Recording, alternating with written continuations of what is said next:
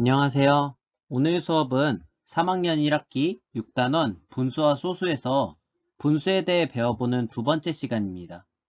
지난 시간에는 전체를 똑같이 나누어 보았는데요. 배운 내용이 기억나지 않는 분들은 오른쪽 위에 띄워드리는 영상을 보고 복습해 주세요.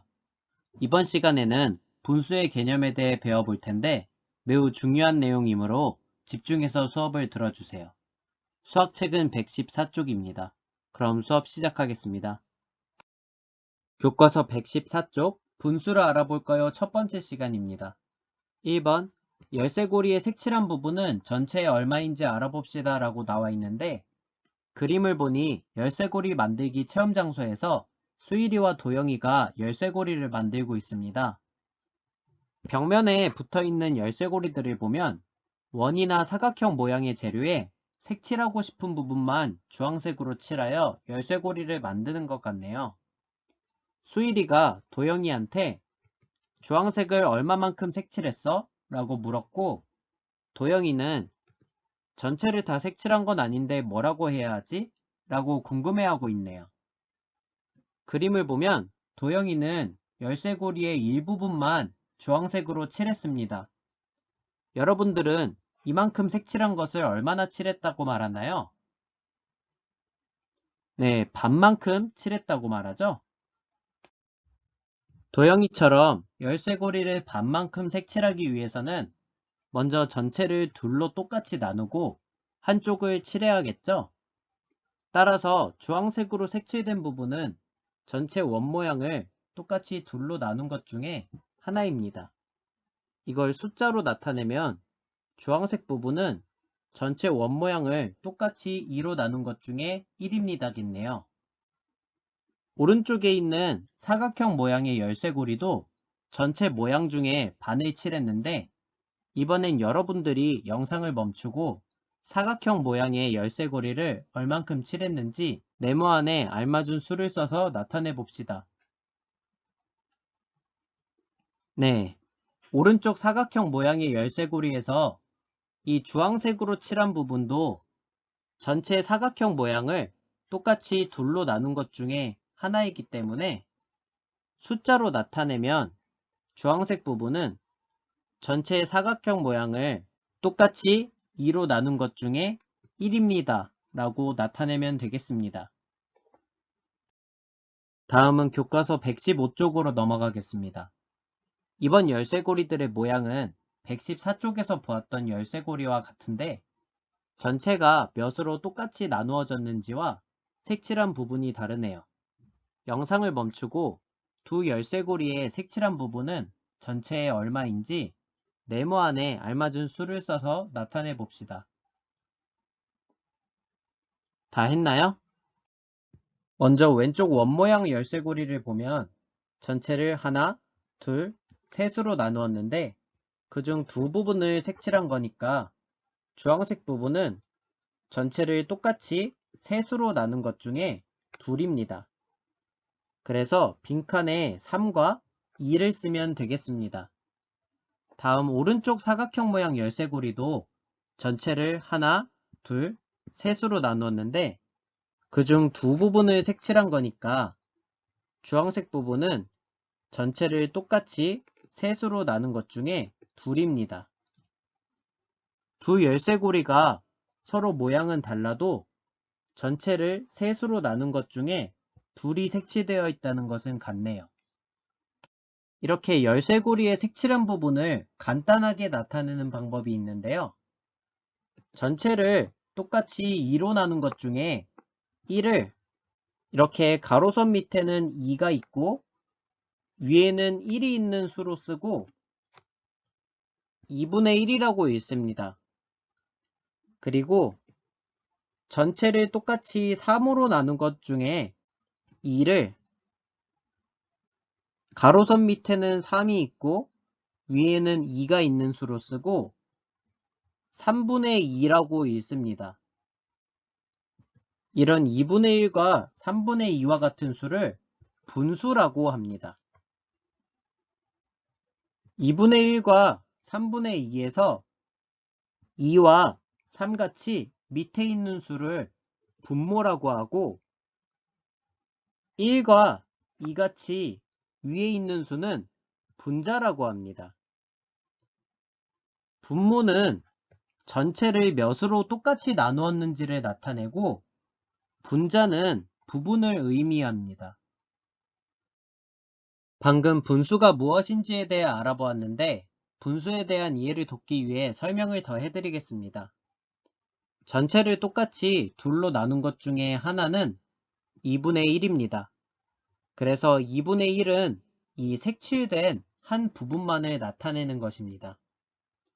그리고 2분의 1에서 가로선 밑에 있는 2는 분모라고 부르고 가로선 위에 있는 1은 분자라고 부르는데 분모에서 모는 한자로 어머니 모이고 분자에서 자는 아들 자자이기 때문에 자식이 엄마의 무등을 타고 있거나 엄마가 자식을 업고 있는 것을 생각하면 위아래 수 중에 어느 게 분모이고 어느 게 분자인지 헷갈리지 않을 수 있습니다. 그리고 분수에서 분모가 나타내는 것은 전체를 몇으로 똑같이 나누었는지입니다. 만약 분모가 2라면 전체를 2로 똑같이 나누었다는 것을 의미하는 것이죠. 그리고 분자가 나타내는 것은 부분인데 만약 분자가 1이라면 전체를 몇으로 똑같이 나눈 것 중에 하나라는 것을 의미합니다. 또 2분의 1은 반드시 이런 모양만 있는 것이 아니라 전체를 똑같이 둘로 나눈 것 중에 하나는 모두 2분의 1입니다. 이렇게 전체가 사각형 모양이라도 전체를 둘로 똑같이 나눈 것 중에 하나라면 2분의 1이고 이렇게 크기가 작거나 대각선으로 나누더라도 분수로 나타내면 모두 2분의 1입니다. 다음은 3분의 2에 대해서도 살펴보겠습니다. 3분의 2는 전체를 똑같이 3으로 나눈 것 중에 2입니다.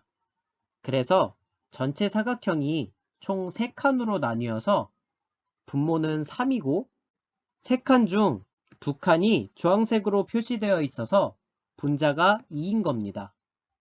그래서 주황색 부분인 2칸만큼이 3분의 2인 것이죠. 하지만 전체를 3칸으로 나눈 것 중에 2칸이 표시되어 있다고 해서 모두가 3분의 2인 것은 아닙니다.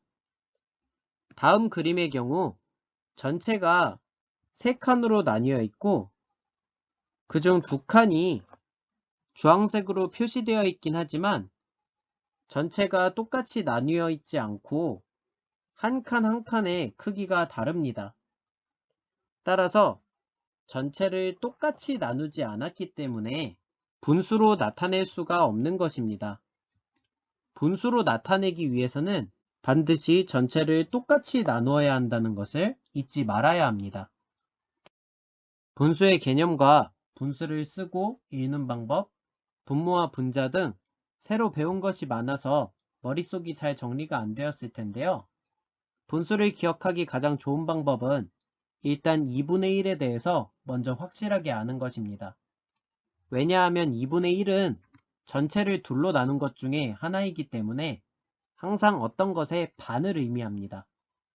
따라서 분수가 의미하는 것이 무엇인지 잘 모를 때 2분의 1은 반이라는 것을 떠올리면 아, 전체를 둘로 똑같이 나눈 것 중에 하나구나 라고 알 수 있습니다. 그리고 2분의 1은 우리가 일상생활에서 가장 쉽게 접할 수 있는 분수입니다. 식품 첨가물이 반 정도만 들어갔거나 칼로리가 반 정도라는 것을 표시하기 위해 2분의 1이 자주 쓰입니다. 따라서 우리 눈에 조금 더 익숙한 2분의 1에 대해 잘 알고 있으면 다른 분수를 이해할 때 도움이 됩니다. 예를 들어서 만약 3분의 1을 분수로 써서 나타낼 때 간혹 가다가 3이 분모가 되어야 할지 2가 분모가 되어야 할지 헷갈릴 수가 있잖아요. 그럴 때 우리가 잘 알고 있는 2분의 1을 머릿속에 떠올립니다. 그 다음 2분의 1은 이렇게 생겼었지? 그럼 앞에 있는 수가 분모가 되어야 하니까 3분의 2는 3이 분모가 되고 2는 분자가 되어야겠구나 하고 알 수 있게 되는 것입니다. 지금까지 분수에 대해서 알아보았는데 마지막 2번 문제를 풀면서 여러분들이 분수를 잘 이해했는지 확인해 보도록 하겠습니다. 2번 분수를 쓰고 읽어봅시다에는 인도네시아, 프랑스, 나이지리아 국기가 나와 있는데 각 나라의 국기를 보고 네모 안에 알맞은 수를 써서 분수로 나타내는 문제입니다. 영상을 멈추고 풀어보세요. 다 했나요? 먼저 인도네시아 국기에서 빨간색 부분은 전체의 몇 분의 몇인지 구하는 문제인데요.